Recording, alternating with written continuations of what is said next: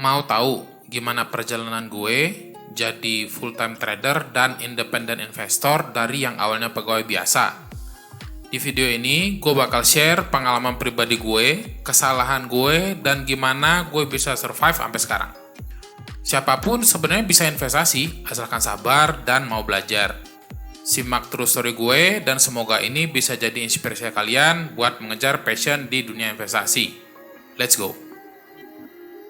Investasi pertama yang gue kenal adalah saham, dan itu pun bukan karena hobi, tapi terpaksa. Kesulitan ekonomi memaksa gue muter otak, nyari duit buat biaya hidup, biaya kuliah, dan nafkah keluarga. Salah satu di antara sedikit pilihan yang ada waktu itu, ya dengan mencoba peruntungan di investasi saham. Dan dengan zero knowledge, akhirnya dimulailah humble investment journey gue di November 2004. Gue dulu kuliah di ITB, dan jurusan gue waktu itu sama sekali nggak ada hubungannya dengan investasi atau finance.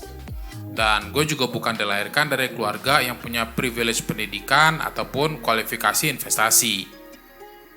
Dari cuan day trading, modal seadanya, berbekal learning by doing, akhirnya gue bisa lolos kuliah dan bertahan hidup sambil nyoba-nyoba peruntungan di dunia kerja.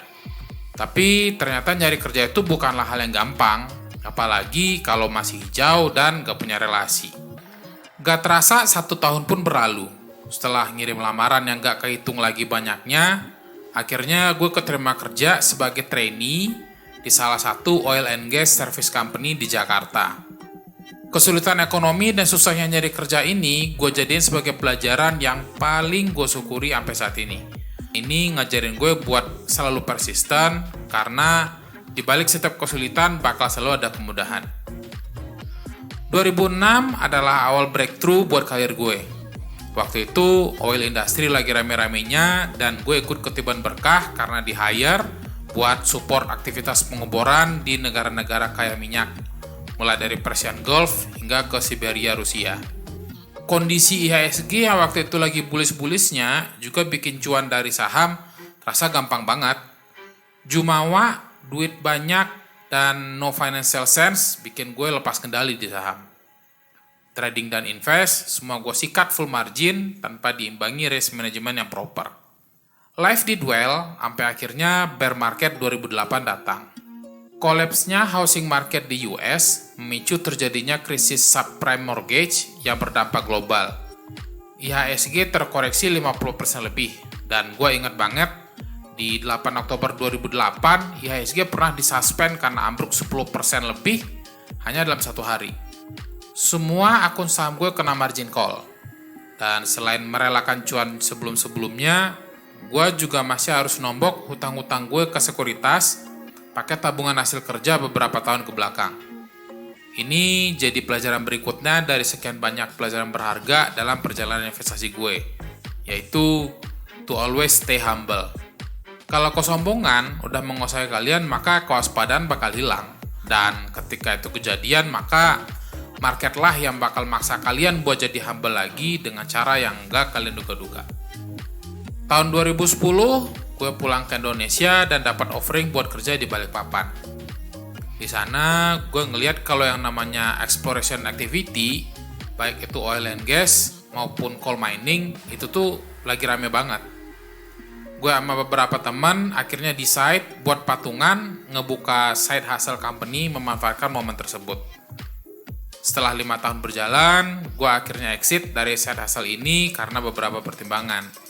Tapi dari fase ini gue dapat pengalaman berharga tentang bagaimana seharusnya sebuah bisnis yang baik dan indikator-indikator bisnis apa aja yang harusnya gue implementasikan ke dalam investing approach gue.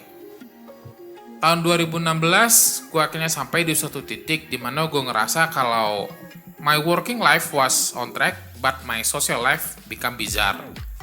Kerja di rig itu banyak adventure menyenangkan, dan gue juga disupport oleh tim yang udah akrab banget kayak saudara.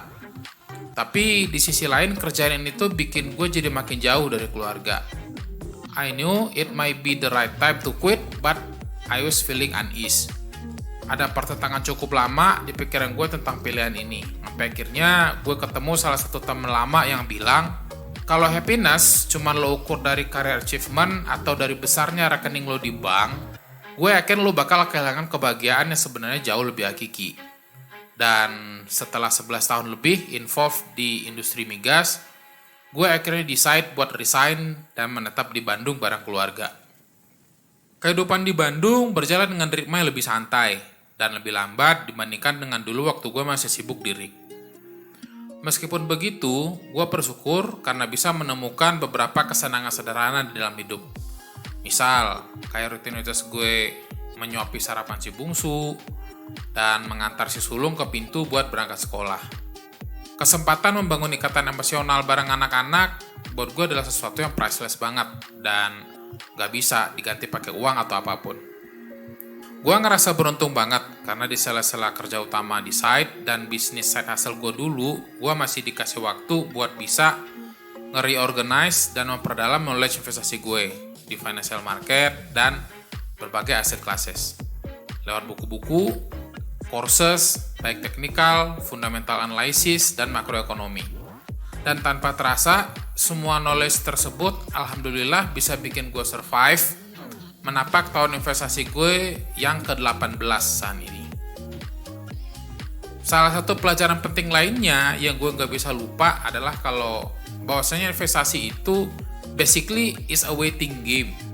Sabar menunggu harga saham atau aset tersebut turun ke harga yang murah sebelum dibeli. Dan juga sabar menunggu harga saham atau aset tersebut naik ke harga yang seharusnya sebelum dijual. Menunggu adalah suatu pekerjaan yang membosankan, dan untuk mengisi jeda waktu waiting tersebut, maka akhirnya lahirlah channel investasi newbie ini. Gue yakin ada banyak investment expert yang lebih baik dari gue di luar sana, tapi gue yakin gak banyak full-time trader atau investor yang mau berbagi ke orang-orang baru tentang apa yang boleh atau gak boleh kalian lakukan. Di channel ini gak bakal ada solusi ajaib buat market atau jawaban instan, kayak apa yang bakal kejadian di market besok atau minggu depan. Tapi di sini kalian bisa dapat insight tentang gimana caranya mempersiapkan diri buat berbagai kemungkinan yang akan datang. Oke, itu aja kali ini dari gue. Feel free buat share juga true story kalian di kolom komentar, biar lebih banyak orang yang terinspirasi dan jadiin ini sebagai motivasi buat berpindah ke kuadran investor, seperti yang dibahas Robert Kiyosaki di bukunya Rich Dad Cash Flow Quadrant.